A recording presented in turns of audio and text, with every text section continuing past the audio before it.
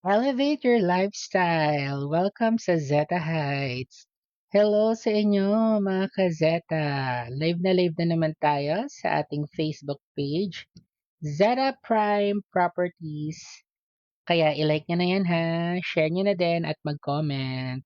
Ah, ang sigla. Teka lang naman, kakasibula lang natin. Medyo parang sinisipon ako kasi ang lamig ng panahon, mga beshi. Dahil sa lakas ng ulan, sinisipon na tayo. Welcome sa live stream natin ha. Kung first time mo dito, ako nga pala si Ram from Nextland Realty, ang partner broker ni Zeta. Okay, so yeah, kung pangarap mo magkaroon ng sariling bahay, magkaroon ng investment, gusto mong malaman kung worth it ba talagang bumili ng condo. Mm. Tutok ka lang dito sa ating live. Okay? Stay ka lang dyan hanggang dulo kasi ngayong live na to, pag-uusapan natin, ano ba tong Zeta Heights na to? Bakit maraming tao ang gustong bumili ng condo na malapit dito sa munisipyo ng Muntinlupa? Yes, ito to sa prime location ng Muntinlupa. And then pag-usapan natin, ano bang maganda? House and lot kaya o condo? Pag-usapan natin yan. Sige, pag-usapan din natin, ano bang mas magandang investment? Condo nga ba talaga? So pag-usapan natin, condo versus ibang investments. Safe ba ang condo investment? Hmm. Lalalim ng tanong na. Ito, ano lang 'to yung mga tanong ng mga viewers natin nung nakaraan. Pinagsama-sama lang natin ngayong live stream para may pag-usapan tayo sa ating live. At syempre, sasagutin ko rin ang mga tanong nyo dito sa live. Kung may tanong ka habang nanonood, i-comment mo lang yan. Okay. So, tingnan natin yung mga viewers natin ha. Naka-live tayo dito sa Facebook. Naka-live din tayo sa TikTok at sa ating YouTube channel. Kung saan tayo naka-live para may manood. Diba? Thank you sa pag-like ng ating live, Ate Jing. Ayan, sa ating mga avid viewers dyan. Welcome sa ating live stream. Okay. So, sige na muna tayo ng tubig. Habang naghihintay tayo ng viewers natin. Alam niyo ba itong iniinom kong tubig? Alkalized water ang tawag dito. Hindi alkaline na, alkalize. Electrolyze siya. At napakasarap. Para kang umiinom ng pangmayamang tubig. Oo. Saka healthy. Ayan. Kangen water. Alright. Oo, ang baba ng energy natin 'no. Inaantok kasi ako ngayon, eh. Parang gusto kong humiga sa condo na maganda yung kama, ganyan. Okay, why are condos becoming popular? Bakit 'di ba condo sobrang ano ngayon, sobrang sikat ngayon lalo na sa mga Gen Z, mga freelancers, mga OFW, ayan. Sikat sa mga new investors, 'di ba? Pansin niyo ba 'yun? Ako kasi napansin ko 'yan, eh, kasi dati halos lahat gusto house and lot, eh, 'no, yung tumira ka sa townhouse, kahit ngayon. Ito yung bahay namin townhomes 'to, eh, Pero kung given a chance na magka-ano, mag-invest ulit, sa condo naman, maiba lang. Ang dami ngayong bumibili ng condo, totoo lang. Kasi ano, eh, simple siya, 'di ba? Mm. Saka isang mga reason kung bakit nagbabago na rin kasi yung lifestyle lalo dito sa Pilipinas. 'Di ba, dati nga kung magbayad tayo sa mga stores, pera 'di ba, yung cash talaga, papel, barya, ganyan. Pero ngayon digital na lahat, halos lahat. Kahit mga tindero, mga vendors, naka-ano, QR code. Oo. Minsan nga nakita ko isang pulubi, eh. Namamalimos, eh. Sabi ko lang kung barya, eto may QR code ako. Charot lang, napanood ko lang yun sa TikTok. So, nagbabago yung lifestyle natin 'no, sa sa pagdaan ng panahon lalo na nung after pandemic, 'di ba? Oo, sa bago ng panahon din ng lifestyle siyempre mas traffic na rin, 'di ba? Mahal na yung lupa, 'di ba? At sa tingin ko ngayon mas importante na yung convenience, eh, tama ba? Sige nga comment below, sino sino dito yung gusto convenient lang? Oo, yung gano'n lang ano, gano'n lang na pamumuhay, saktuhan, oo. Ayan, so ikaw, halimbawa nagtatrabaho ka sa BGC, sa Makati, sa Alabang. Minsan 'no, grabe 'no, 3 hanggang 4 na oras nauubos mo 'yan sa biyahe araw-araw, tama ba? Oo, naranasan ko kasi mag-work sa Makati no'n. Isa sa mga naging trabaho kasi, call center agent. "Thank you for calling," ganyan. So, umaalis ako ng bahay hindi, gumigising ako 4 PM. 'Yan, gising na ako ng 4 PM. Kasi gabi yung trabaho do'n, eh. So, 4 PM, siyempre ano ka muna, asikaso ka muna ng dadalhin yung sarili mo, ligo, ganyan. So, lalabas ako ng 5:30 para mag-abang ng bus, ayan, inaabangan ko kasi yung bus na hindi ano, nakatayo. So, kapag kasi lumagpas na ng 6 o'clock, 6:30 ako lumabas, sobrang tayuan na mga beshi. So, kailangan 5:30 or bago mag-6, kailangan nakasakay na ako ng bus para nakaupo ako hanggang, Makati, ayun. Alam niyo yung biyahe noon grabe 'no, 5:30 tapos nakakarating ako ng Pasay Road, ano na, mga 9 o'clock na. Parang mas mahaba pa yung tinulog ko sa bus kaysa sa bahay. Saka mas napagod ako sa biyahe, kumpara sa mas napagod ako sa ano, sa trabaho. Oo, kasi Cavite to Makati, ayoko kasi nung tawag dito, nagdo-dorm ganyan, oo. Kasi feeling ko mas parang mapapamahal ako kasi siyempre sarili ko pang gastos yung pagkain, 'di ba, imbes na nanay ko na lang nagluluto. So, at least ganda, oo. Cavite hanggang Makati 'yun.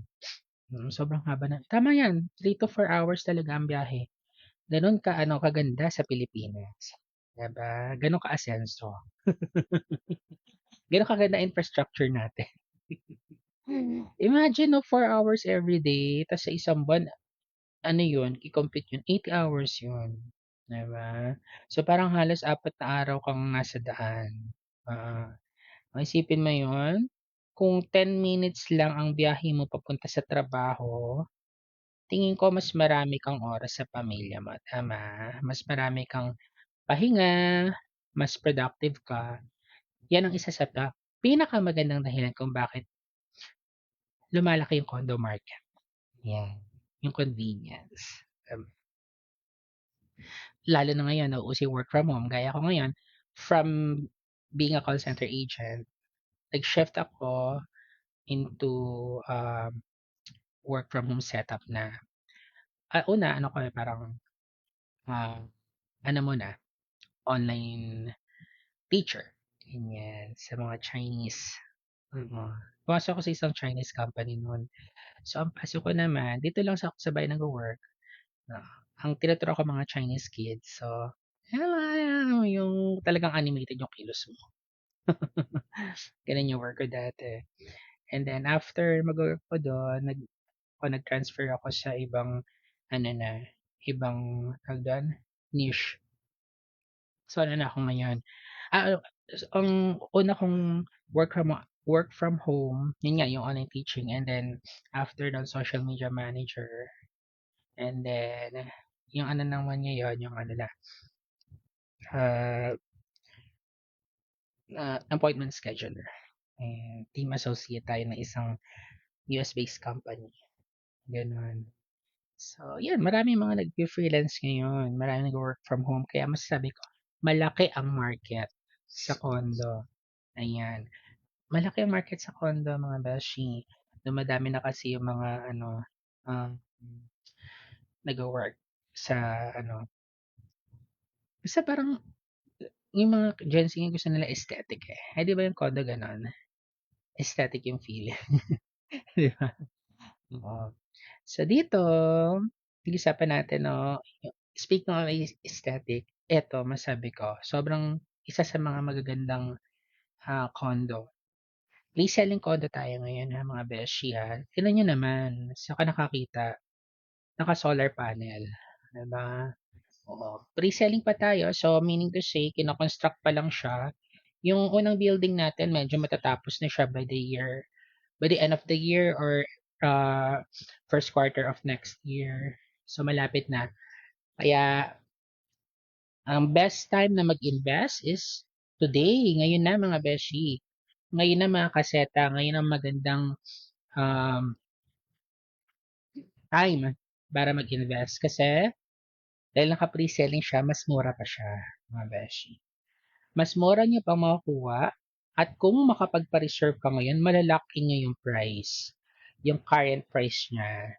And on top of that, may pa 10% discount pa tayo kay Zeta Heights. So, ang laki ng madi-discount mo kapag ngayon ka nag-invest kay Zeta. Halos 300,000 ha ang maano mo, ang ma-a-avail mong discount. Oo. Sa total contract price niyan. Gano'n kaganda. So pag-usapan pa na nakaka-excite mo, ang ganda. Ang ganda ng promo ni Zeta, tama. Pag-usapan pa natin 'yan, mga beshi. Nahihirapan lang ako magsalita kasi sinisipon ako. Oo. Grabe walang tigil yung ulan, tama. So comment muna kayo diyan ng hi, hello, comment kayo taga-saan kayo, ganyan. Share niyo rin yung live natin, highlights, followers, 'di ba? Hmm. Oh, hello, Jane from Kuwait, nanonood sa ating YouTube channel. Hello, Alan, nanonood sa ating TikTok. Hello, Jean, sa ating Facebook. Ayan. May mga nagda-drop by para manood ng ating live. Okay? Ang laki-laki na ng mukha natin, no? Hanap pag-asa to. Ganito na to. Oo. Saka para tayong kinukuha ng langit. Oo, sobrang ano puti. Sobrang liwanag ng ano natin, ng ring light. Mm. Okay na 'yan. Okay, mabalik tayo 'no. Ngayon, pag-usapan natin ang Zeta Heights. Ayan, isa siyang modern condominium project dito sa Muntinlupa na dinevelop ni Zeta Prime Properties. Yan ha. Isa lang to sa mga project ng Zeta ha. Marami kaming projects. Pero ito syempre yung pag-uusapan natin at i-focus natin ngayong live. Okay? Alright. Ang maganda rito, mga beshi, gaya ng nasabi natin kanina, yung reservation fee nito, sobrang mura lang. Kumpara sa ibang condo offers, kasi sa ibang condo offers, minsan 30, 35,000, 40 pa nga minsan, di ba? Pero dito kay Zeta, nako, mas mahal pa yung ano, bumili ka ng cellphone na branded na iPhone. Oo. Ang reservation fee lang natin is 25,000 pesos lang. Ganun kamura kay Zeta. At ito maganda ha. Alam nyo, kapag kumuha kayo ng condo, nag-down payment, nagbabayad ka ng down payment, hindi pa kayo nakatira niyan. Oo. Eh di ba yung mga down payment? Minsan tumatagal yan ng 12 months to pay, 24 months to pay. So ibig sabihin, nagbabayad ka, pero hindi mo pa siya nagagamit. Diba? Ito good news. Rent to own si Zeta Heights. So ibig sabihin, habang nagbabayad ka ng down payment, nakatira ka na kay Zeta. Diba? Ang ganda. So habang nagbabayad ka ng 20% down payment, nandun ka na, nagagamit mo na yung ano niya, yung unit mo. 25 square meters to ha. Oo. So, imagine mo, may family ka, 2 to 3 person kayo, pasok yan. Freelancer ka, OFW ka, na naghahanap ng investment. Yung gusto mo nakikita na agad siya habang nagbabayad ka ng down payment. Eto na yun, si Zeta Heights. So, ibig sabihin, pwedeng installment. Yun ang maganda. Oo, hindi ka pipilitin na mag-cash. Milyon yun, beshi. Oo. Eh, kung ikaw na may tinatawang milyon, saka millionaire, o invest mo na yung kay Zeta. Pero kung wala naman, ang good news, rent to own siya, mga beshi, mga kazeta. So, pwede mo siyang hulug-hulugan for a certain period of time. Oo. Ganito pa ha, yung 20% hahatiin pa yan. So yung 5% yun muna yung mauuna mong babayaran for 12 months. And then yung next is the 20%. Oo. Na 24 months na nakatira ka na doon sa unit. At kapag natapos mo na si down payment, ayan, ipapasok na yan ni Zeta. Ipaprocess na natin yung bank loan mo. Or pag-ibig loan, pwede din sa pag-ibig yung mga members ng pag-ibig dyan. Pwede. Oo. Paano ba makapasa dyan sa bank? Ano bang approval rate niyan? Siyempre meron tayong required income, mga beshi. Kasi hindi naman tayo nagtitinda ng basahan. Diba? Hindi naman tayo nagtitinda ng mga mga mumurahing bilihin. Okay, wait lang ha. Required income, syempre. At ikaw ay investor, mapapaisip ka, ay, amora na nito kay Zeta. Yes, amora na. Record income natin, pwede siya pwede to sa co-maker, pwede kang may co-maker, rather, pwede kang may co-buyer. Okay? So, required income kasi kapag pinasok na yan sa bangko or sa pag-ibig, for 24 years na term, nasa 70,000 yung required income. Okay? So, wag kayo mag-alala kasi pwede kang co-maker. Ibig sabihin, pwede ka may kahati. Sa example, ikaw kumikita ka na, sabihin na natin, kumikita ka ng 30,000. Ano yan? 35. Ayan. Tapos yung asawa mo ganun din, 35. So, magkano na yan? 70 na yun. So, pasok ka na sa 24 months na term. Ayan.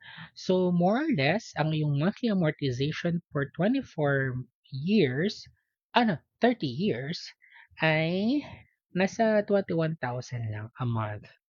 Oo. Ito ang maganda. Alam nyo ba, yung iba, actually, um, imbis na sila yung end user, ay naano nila, pinapasok nila sa business, rental income business kung tawagin. Alam niyo ba yung Airbnb? Yung gano'n, yung pa-staycation ni Mayor, gano'n. So, pwede kang kumita sa staycation. Ako kasi nag-try kami niyan ng family ko. Nag-ano kami staycation sa Tagaytay. Ang nagastos namin, 24 hours. 11K. Imagine yun, no, kung fully book ka, yung lahat i-booking ka sa buong month.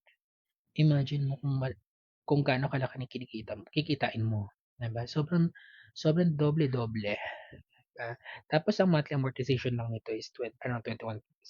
Diba? Wait lang ha.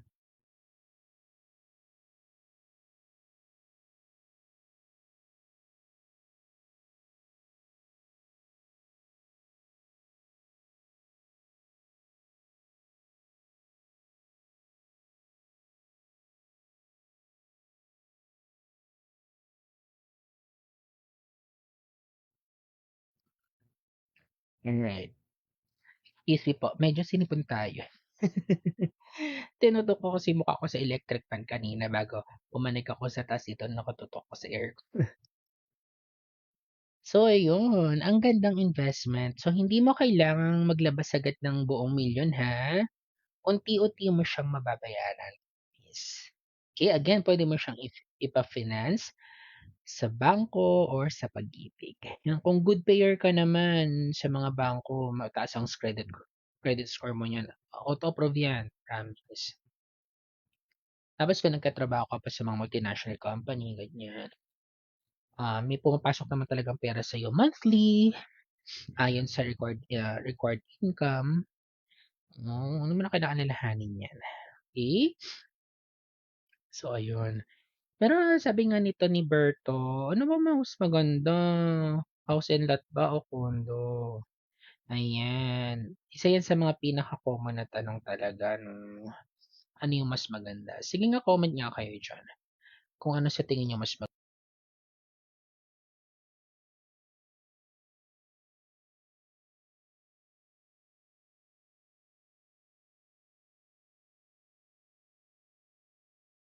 Ayun, atching lang tayo.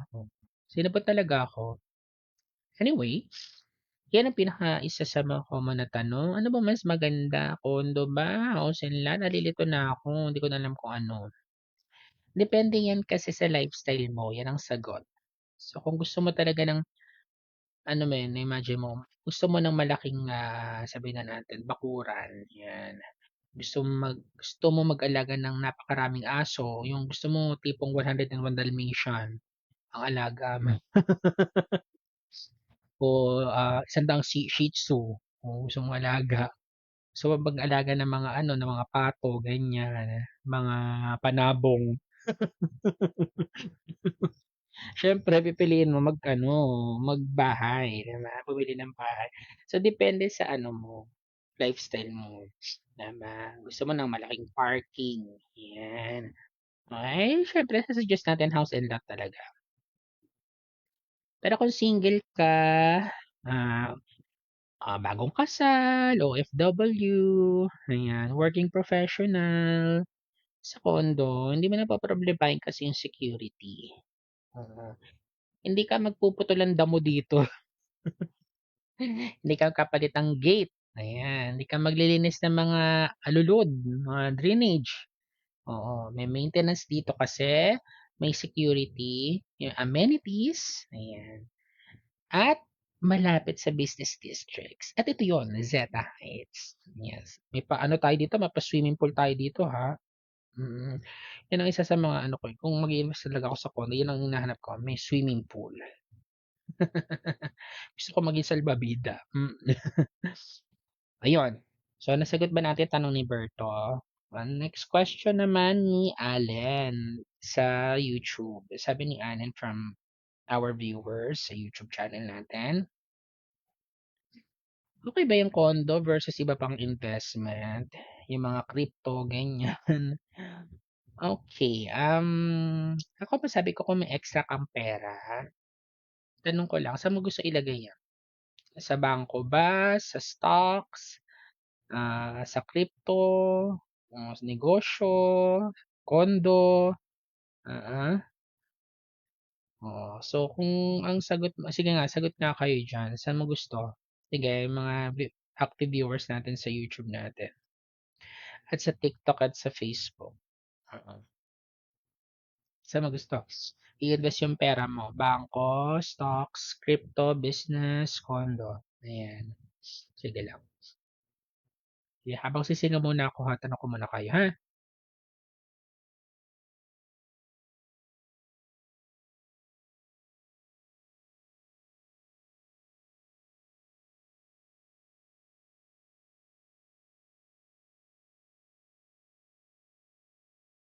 Ayan ha, wait lang ako'y sinisipon.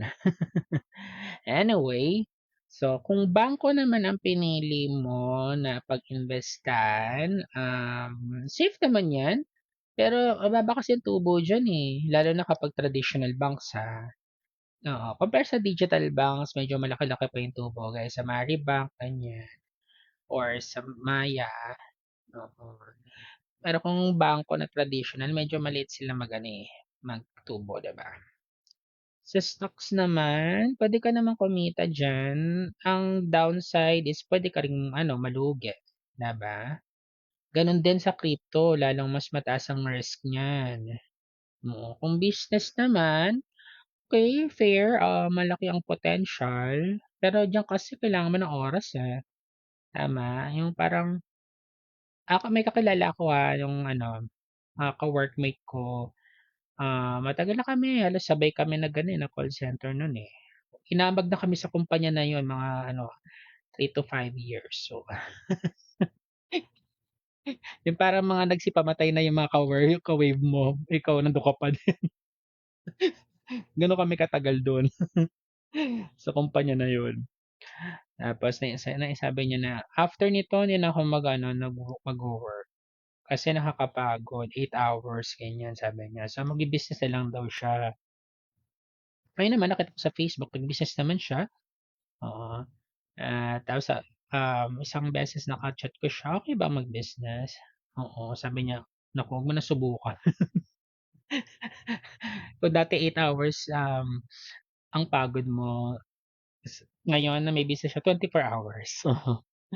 Lalo na 'pag bago ka sa business. So, 4 hours ka talaga nakatutok sa negosyo. Lalo na kung ikaw talaga, ha, yung tipong wala kang empleyado, ikaw lang talaga yung anong tawag dun, one man show. Nakakapagod talaga 'pag gano'n. Okay, so yun nga, 'pag business kasi, like sari-sari store, variety shop, mga ganyan, traditional businesses may brick and mortar, um, sobrang laki ng potensyal pero kailangan mo ng sobrang dami ng oras na tumutok do'n, kailangan mo siyang bantayan, ayan. Sa condo, dalawang possible income natin. 'Pag condo, number one, property appreciation. Habang tumatagal, posibleng tumaas yung value. Iyon ang maganda kapag condo, tama? And number two, rental income. Pwede mong paupahan. Short term or long term. Short term, mga staycation, ganyan. Pa-Airbnb mo, oo. Kung long term naman, pwede rin. 1 year, ganyan, 2 years, long term. Oo. So, especially kung malapit ka sa schools, maraming rerenta niyan. Marami. Malapit ka sa business districts or transportation gaya ni Zeta Heights, sobrang dami magre-rent sa'yo. So, ang laki nakita, dodoble talaga yung investment mo. Oh. Nang hindi ganun katagal. Alam ba, kumpara sa ibang investment na mataas ang risk. Ito sobrang baba lang ng risk. Ayan. Okay? So, what to look for when buying a condo? English yun, ha? Thank you sa tanong mo, Rika. Ayan, napa-English tayo kay Rika. Ano raw bang dapat, ano bang dapat tingnan daw ng isang buyer kapag gusto niyong bumili ng condo? Okay. So, sige, may checklist kasi yan eh. Oo, number one, ang suggestion ko is, number one, location. Diba? Kung pipili ka ng condo, malapit na sa trabaho. Diba? Malapit sa ospital, malapit sa mall, malapit sa school. Ganyan. Malapit sa airport. Transportation. Diba? Yung malapit sa lahat. Nasa business districts ka. Gaya nito ni Zeta Heights, malapit sa munisipyo, malapit sa mga bangko, malapit sa mga commercial establishment. Diba? So, saan ka pa? Oo, wala nang labasan sa condo mo. Di ka nalalayo. Di ka nadala tayo iba pang city. Ayan. Sinisipon na tayo ng malala. Ano pa ba? Number two, bukod sa location, ito i-check mo to ha, developer. Ayan. Naku, bago ka mag-invest, trusted ba yan? Marami na bang natapos yan? O, yung titingnan mo sa developer. Okay? Number three, amenities. O, may condo ka nga. Ang ganda sabihin, saan ka nakatira sa condo? O, pero pagkita mo ng condo, para ka lang nakatira sa kubo. May mga gano'n, no? Ang dumi-dumi, ang dungis. Oo, diba? Siyempre, tingnan mo number three, amenities. Tingnan mo, may ano ba dyan? May swimming pool ba yan? May gym? May function room? Maganda ba security niyan? Yung parking? Ngayon, titignan mo rin yan. Isa rin sa may consider mo. Number four, monthly dues. Kaya ba ng budget mo?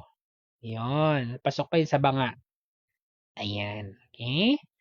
And number five, bago natin sabihin na number five, sige, comment muna kayo. Share nyo muna in live at mag-like. Oo. Sige, comment lang muna. Ayun. Number five, future developments. Iyan ang mahalaga. May ginagawa ba dyan na expressway? Malapit pa sa train yan, sa train station? May mga commercial area ba dyan? Kapag oo yan ng sagot, naku, mataas ang chance na tumaas ang value niyan ng condo mo. Iyon. Kaya bakit gusto ko ang SETA? Hindi porket dito ako nagwo-work, gusto ko yun ang rason. Hindi. Isa sa gusto ko sa Zeta Heights, sa mas marami pa naming projects na ino-offer. Una, affordable ang reservation. Magkano lang yung reservation dito? 25,000 lang. In mo na yung ano niya, total contract price niya.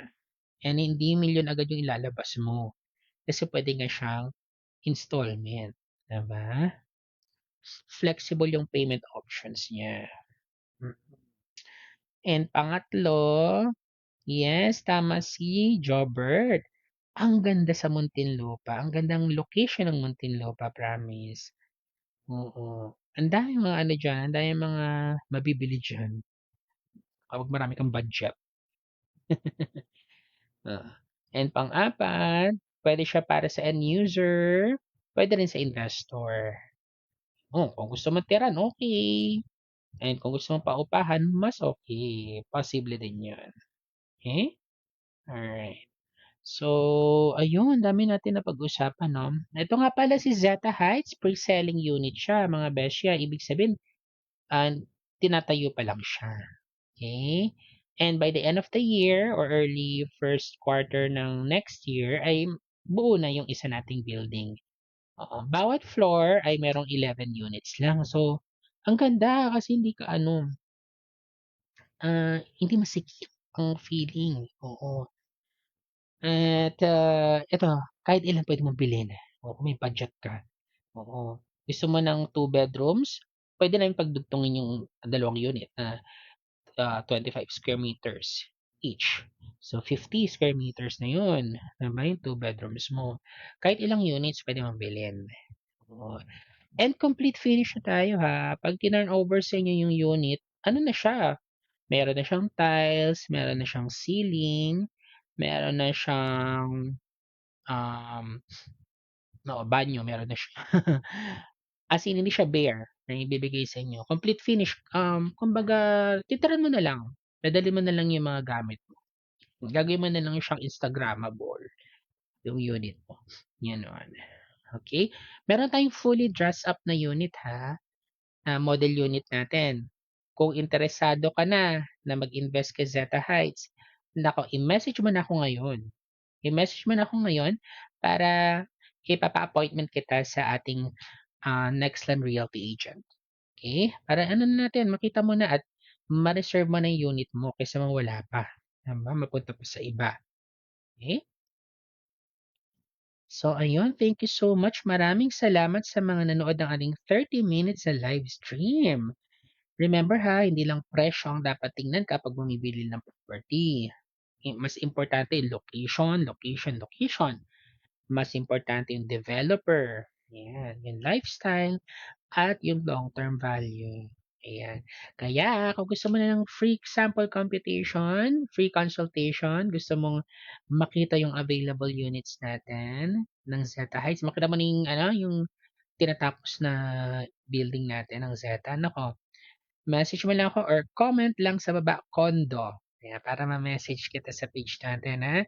Wala naman pressure. Oh, libre lang yung consultation natin. Kung gusto mong Zoom meeting din sa aming sales manager, sa aming broker, pwede rin. Ayun.